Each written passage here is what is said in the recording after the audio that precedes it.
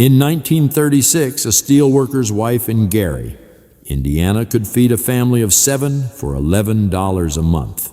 That's about $280 in today's money, except the same groceries would now cost over $900, and half of it would end up in the trash. Number 17 was served in school cafeterias until 1964, when the USDA quietly removed it because it made free lunch programs look too cheap. Number 8 involves a preservation technique that food scientists only recently validated after 70 years of calling it dangerous. Hit that subscribe button because the next 15 minutes will show you exactly what the processed food industry spent billions trying to make you forget.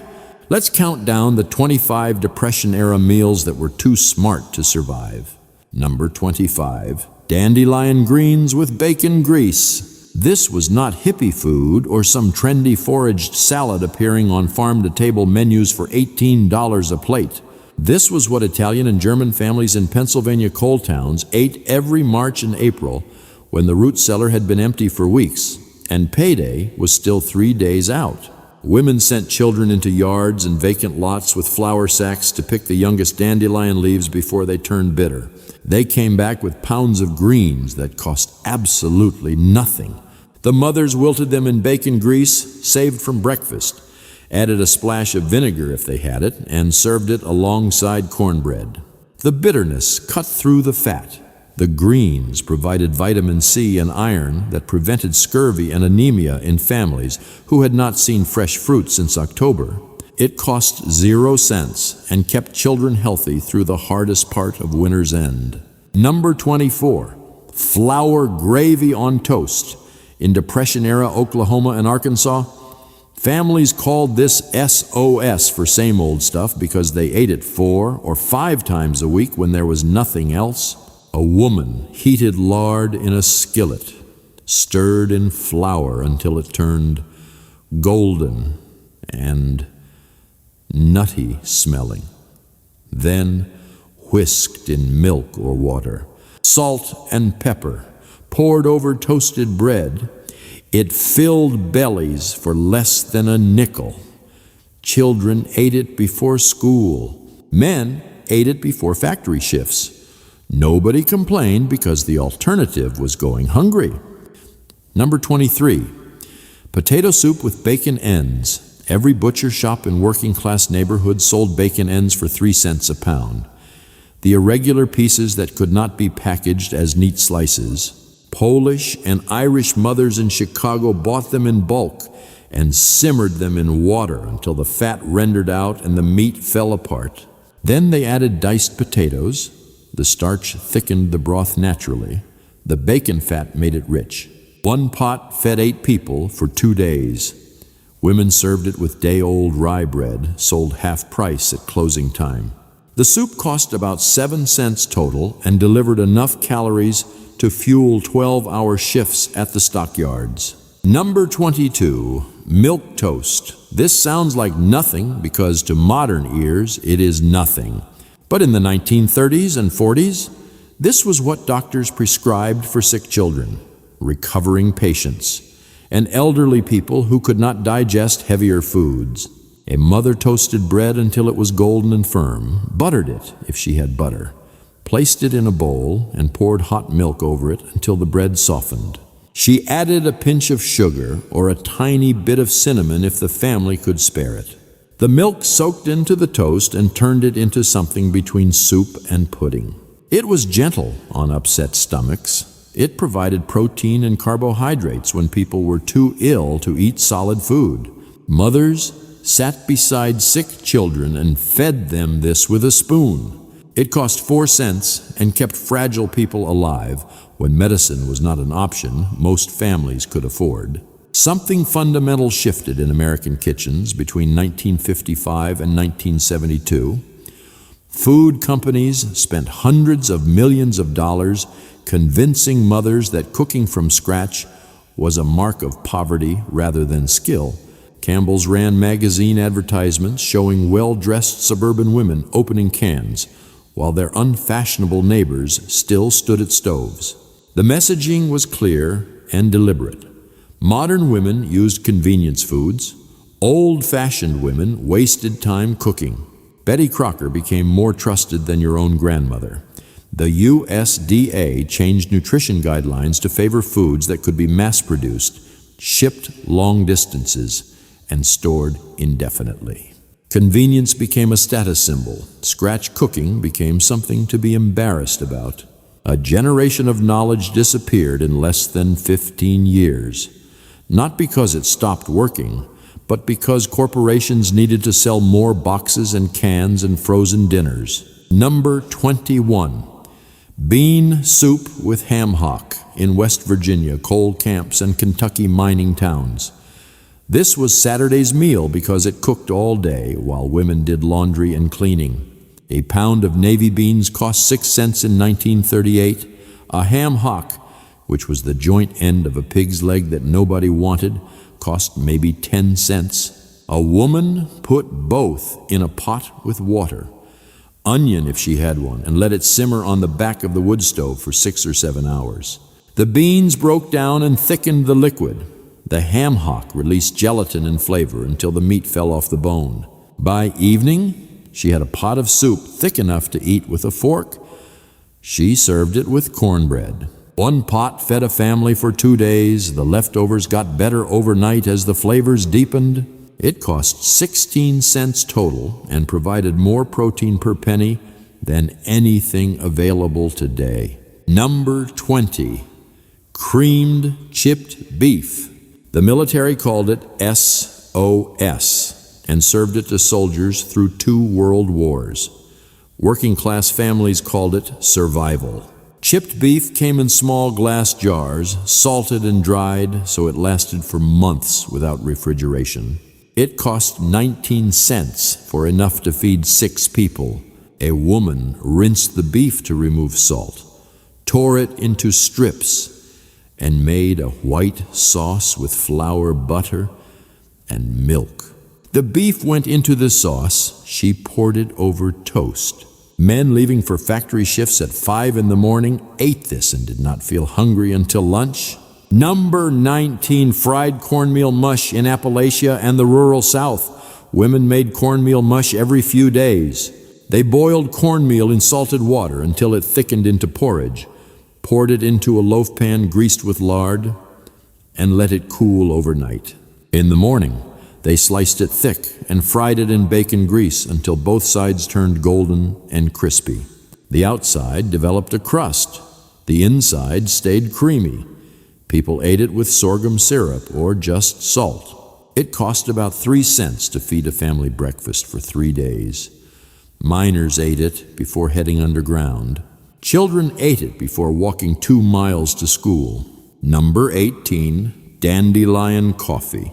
Real coffee cost 40 cents a pound in 1935, which was more than most families could justify spending. German and Scandinavian immigrants taught their neighbors a substitute. They dug dandelion roots in the fall, scrubbed them clean, chopped them into small pieces, and roasted them in the oven until they turned dark brown and smelled almost like coffee. Then they ground the roots and brewed them the same way. It was bitter and earthy and tasted nothing like actual coffee, but it was hot and dark and gave people something to drink in the morning besides water. It cost nothing if you dug the roots yourself. Women served it at church socials and community gatherings. Nobody admitted they missed real coffee, but everyone understood why dandelion coffee disappeared the moment people could afford the real thing again. Number 17. Rice pudding with raisins. This appeared on school lunch menus across the Midwest and Northeast from the 1930s through the early 60s. It used rice that was too broken or irregular to sell at full price, milk that was nearing its expiration, and raisins that came in bulk for almost nothing. A cook combined cooked rice with milk, sugar, a beaten egg, and a handful of raisins. Then baked it until it set. The egg made it custardy. The raisins gave it sweetness. The rice made it filling enough to count as part of lunch. It cost about 8 cents per child to make, which was why schools loved it. Parents loved it because their children actually ate it. Food service directors loved it because the ingredients never spoiled. Then in 1964, the USDA decided rice pudding made free lunch programs look too institutional and poor. So they replaced it with fruit cocktail and syrup that cost 4 times as much and had less nutritional value. Number 16. Cabbage fried in butter. This was the dish Polish grandmothers made when they had nothing else to offer. A head of cabbage cost 7 cents. A woman sliced the cabbage thin and fried it slowly in butter until the edges caramelized and turned brown and the whole mass softened and sweetened. The natural sugars came out. She added salt, pepper, and sometimes vinegar at the end. Families ate it as a side dish with potatoes or as a main dish with bread. The smell filled tenement kitchens and made neighbors hungry. Today, a restaurant would call this caramelized cabbage and charge $16. Number 15, liver and onions with gravy. Beef liver cost 12 cents a pound in 1940 because nobody with money wanted to eat it. It had a strong mineral taste and a texture people either loved or hated. Working class families could not afford to hate it. A mother sliced liver thin, dredged it in flour, and fried it quickly in lard or bacon grease. She removed the liver and used the same pan to fry sliced onions until they turned soft and golden. Then she made gravy with flour and milk in the same pan, scraping up all the brown bits. The liver went back in. Everything simmered together for a few minutes. The onions and gravy mellowed the liver's intensity. The dish provided iron and protein that prevented anemia in women and children who rarely ate expensive cuts of meat. It cost about 18 cents to feed 6 people. And yes, the children complained, but they ate it anyway. Number 14, oatmeal with bacon grease. This sounds revolting to modern people, but made perfect sense during the Depression. A woman cooked oatmeal in water or milk until it thickened, then stirred in a spoonful of bacon grease and a pinch of salt. The fat made the oatmeal creamy and added calories that mattered when people did physical labor all day. Men ate this before construction jobs, farming, factory work. It stayed with them. A bowl of oatmeal with bacon grease had more staying power than 3 bowls of instant oatmeal people buy now for $6 a pound. This cost about 2 cents per serving. Number 13, potato pancakes with applesauce. German and Jewish families made these every week. Grated potatoes, 1 beaten egg, a tablespoon of flour, salt. A woman squeezed the grated potatoes in a towel to remove excess water, mixed in the egg and flour, and fried spoonfuls in hot oil until they turned golden and crispy on both sides. Served with applesauce made from windfall apples that cost nothing. This was a complete meal. It cost roughly 11 cents to feed a family. Children loved it because it tasted like a treat. It required no meat, which meant it worked during rationing. The thing about these meals that nobody wants to admit is that the science was right all along. In 2017, microbiologists at Cornell published research on lactofermentation in vegetable storage, calling it a breakthrough in food preservation. Pennsylvania Dutch and German grandmothers had been fermenting cabbage and cucumbers since the 1880s. Food researchers at UC Davis spent 5 years analyzing bone broth's collagen content and mineral bioavailability. They concluded it was nutritionally superior to most commercial supplements on the market. Then they looked at the price.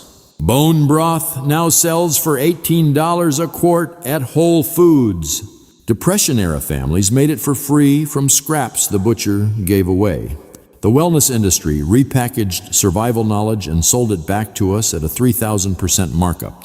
Food scientists keep discovering what great-grandmothers knew instinctively because they had to. Number 12, bread pudding with raisins. This was how women used bread too stale to eat plain. She tore stale bread into chunks, put it in a baking dish, and poured a mixture of eggs, milk, sugar, and raisins over the top. The bread soaked up the custard. Everything baked together until it set. The top got golden and slightly crispy. The inside stayed soft and custardy. It was dessert made from garbage that tasted better than most desserts people buy now. It cost maybe 15 cents to make enough for 8 people. Women served it at church suppers and community dinners. Number 11, fried bologna with potatoes. This was Monday's dinner in 1,000 factory towns because Sunday's bologna had started to turn and needed to be cooked immediately. A woman sliced bologna thick, scored the edges so it would not curl, and fried it in its own fat until the surface caramelized. She removed the bologna and used the rendered fat to fry sliced potatoes. The potatoes picked up the smoky, salty flavor from the bologna. Everything went onto plates together. Children ate this without complaint. It tasted good in a way that simple food sometimes does. A pound of bologna cost 22 cents. Potatoes were maybe 3 cents a pound. The meal cost about 28 cents total and filled people up. Nobody pretended it was sophisticated or healthy, but it worked. Number 10, baked beans with salt pork. New England families had been making this since the colonial period, but it became a Depression staple because dried beans were cheap and salt pork lasted forever. A woman soaked navy beans overnight, drained them, put them in a heavy pot with a chunk of salt pork, molasses, mustard, and water. Then baked it low and slow for 6 or 7 hours. The beans absorbed the pork fat and turned creamy. The molasses and mustard gave them a sweet and tangy glaze. Served with brown bread or cornbread. This was Saturday night's meal in thousands of households. It cost about 19 cents and fed a family for 2 days. Number 9, scrapple with fried eggs. This was a Pennsylvania Dutch invention that other people mocked until they tried it. Scrapple was made from pork scraps, cornmeal, and spices, cooked down into a loaf, chilled, sliced, and fried. Butchers sold it for pennies because it was made from parts of the pig nobody else wanted. A woman sliced it 1/2 inch thick and fried it in a hot skillet until both sides developed a dark, crispy crust. The inside stayed soft and almost creamy. She fried eggs in the same pan. People ate this for breakfast before dawn shifts.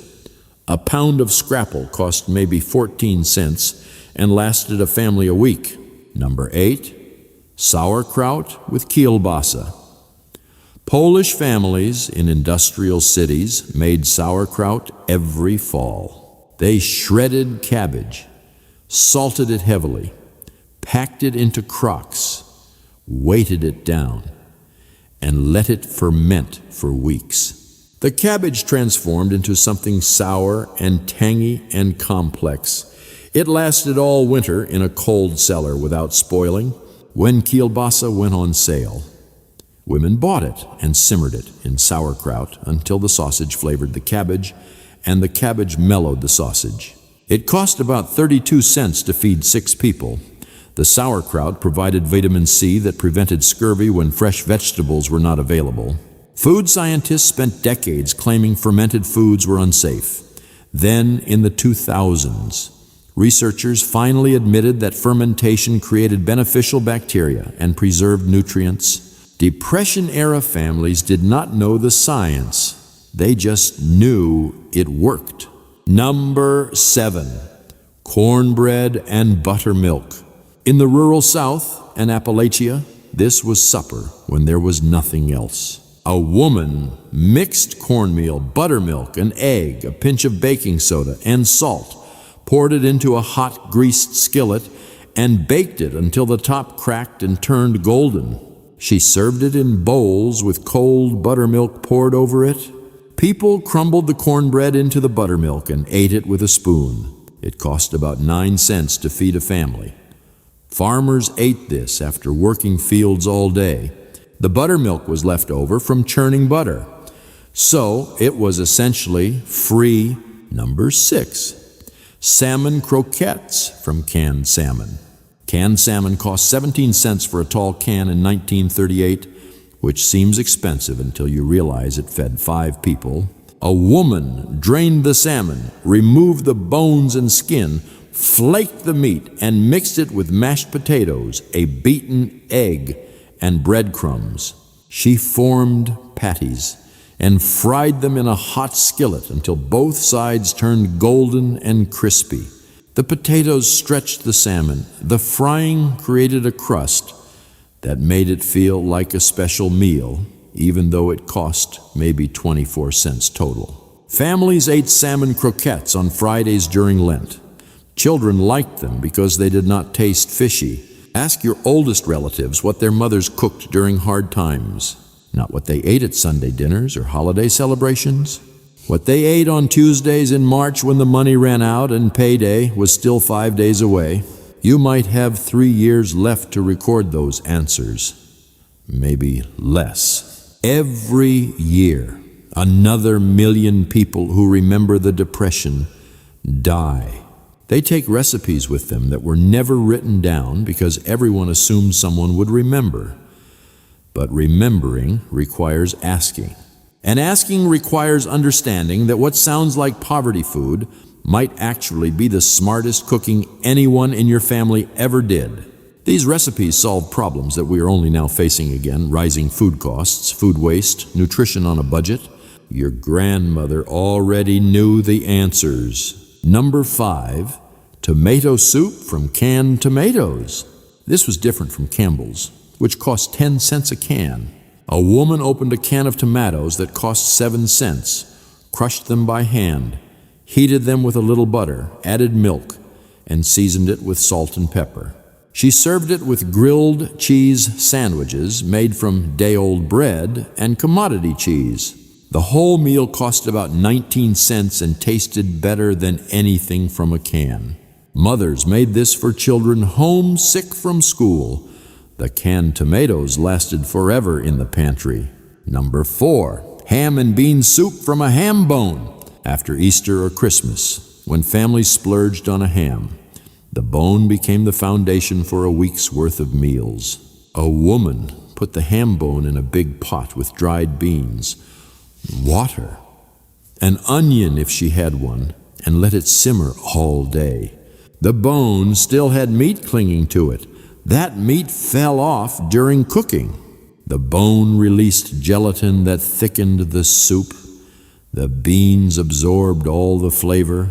By evening, she had a pot of rich, smoky soup that fed the family for 3 days. She served it with cornbread. The leftovers got thicker as the beans continued to absorb liquid. One 75-cent ham produced the main meal, then sandwiches, then this soup. Then, finally, the bone went into the stock pot one more time for vegetable soup. Nothing was wasted. The soup itself was free because it was made from something that most people today throw away. Number 3, pickled eggs in beet juice. This was the snack that sat on bars in Pennsylvania and Ohio steel towns. When women pickled beets, they saved the vinegar liquid. They hard-boiled eggs, peeled them, and put them in jars with the beet juice. The eggs turned bright purple. The beet juice flavored them and preserved them for weeks. A jar of pickled eggs sat on the counter or in the icebox. Men ate them as a snack. Children ate them with salt. They were tangy and slightly sweet, and kept indefinitely as long as they stayed in the liquid. They cost maybe 12 cents to make 2 dozen. Factory workers carried them in lunch pails. They did not need refrigeration. They provided protein that lasted through a shift. They were weird looking, and nobody makes them anymore, but they worked. Number 2, poor man's stew with whatever vegetables were left. This had no recipe because it was different every time. A woman looked at what was about to spoil: carrots going soft, potatoes sprouting, an onion, the last of the cabbage, a turnip, maybe a can of tomatoes. She cut everything into chunks, put it in a pot with water, added any meat scraps or bones she had saved, and let it simmer until everything fell apart. The vegetables broke down and thickened the liquid naturally. The bones added flavor. She seasoned it with salt and whatever dried herbs she had. That was dinner. It cost almost nothing because it was made from ingredients that would otherwise be garbage. But it was hot and filling and nutritious. It taught children that food was valuable. It taught families not to waste. It kept people fed when there was no money for groceries. Every family had their version. Nobody's tasted the same because nobody had the same leftovers. Number 1, water, gravy. Just flour, lard, salt, and water. It sounds like nothing because it was nothing, but it kept children alive when there was absolutely nothing else. A woman heated lard in a skillet, stirred in flour until it turned golden, then slowly added water while whisking. It thickened into gravy. She added salt. That was it. She poured it over biscuits or bread or potatoes. It had no flavor except salt and the faint nuttiness from the brown flour. It had no nutrition except carbohydrates and fat, but it filled bellies when there was no meat, no milk, no vegetables, no money. It was the baseline, the thing you made when everything else failed. And knowing it existed meant that even in the absolute worst circumstances, nobody had to starve. A mother could put something on the table. It might not be good, but it was food. These were not poor people's meals. These were smart people's meals during poor times. There is a difference. The women who cooked like this understood nutrition, chemistry, economics, and seasonal availability better than most modern chefs. They just did not get to put it on menus or charge $42 a plate. They kept families alive through the worst economic disaster in American history, using nothing but skill and resourcefulness. This week, make one meal from this list using ingredients that cost less than $5. See if you can feed your family the way your great-grandmother did. Drop in the comments which one you will try, or which one your grandmother made that I missed. I want to hear your family's version of these recipes. The cost of forgetting this knowledge is measured in money, health, and the loss of wisdom that kept millions of people alive. The cost of remembering is just paying attention